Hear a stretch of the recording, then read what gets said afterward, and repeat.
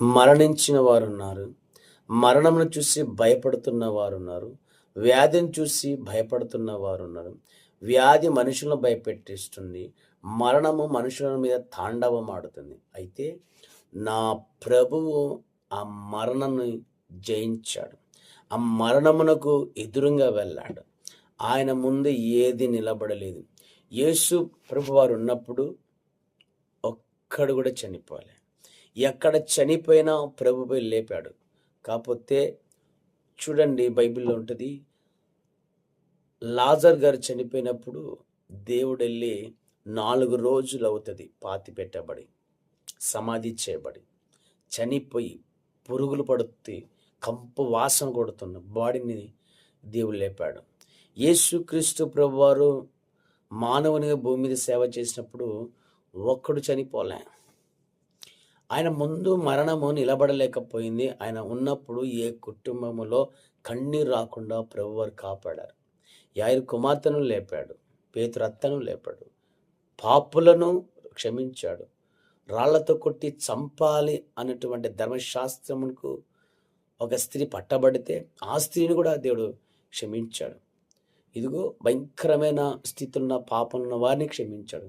5 భర్తలు ఇప్పుడున్నవాడు నీవాడు కాదని చెప్పి కూడా వారిని క్షమించాడు. యేసుక్రీస్తు ప్రభువారు భూమి మీద సేవ చేసినప్పుడు ఒకరు చనిపోలేదు. ఒక్కరిని కూడా దేవుడు శిక్షించకుండా అందరికి క్షమించాడు. దేవుని స్తోత్రం. ఈ రోజున ఆ ప్రేమ లేదు, ఆ యొక్క క్షమాపణ లేదు. ఈరోజు సేవకులు ఒక టీం తయారైపోతున్నారు. సంఘములో విశ్వాసం ఒక టీం తయారైపోతున్నారు. అందుకోసమే ఈరోజు చూస్తే చాలామంది అంటున్నారు సంఘాలు ఎలా ఉన్నాయంటే అవి బ్యూటిఫుల్ సంఘాలని. ఈరోజున సంఘాలు కార్పొరేట్ సంఘాలుగా మార్చబడ్డే మందిరాలు అనుకుంటున్నారు.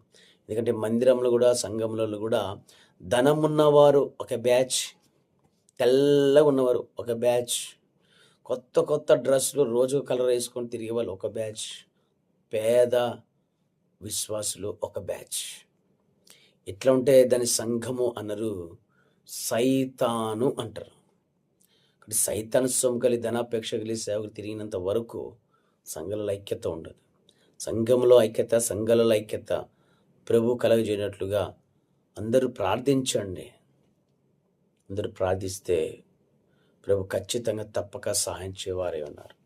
మీ సంఘాలలో ఇటువంటివి ఉంటే, బ్యాచ్లు ఉంటే, బ్యాచ్ని మెయింటైన్ చేస్తుండే మొదటి గద్దిస్తే సంఘము సరిచేయబడుతుంది. లేకపోతే డబ్బుకు ఆశపడి సేవకు కకృతి పడ్డాడు అనుకో,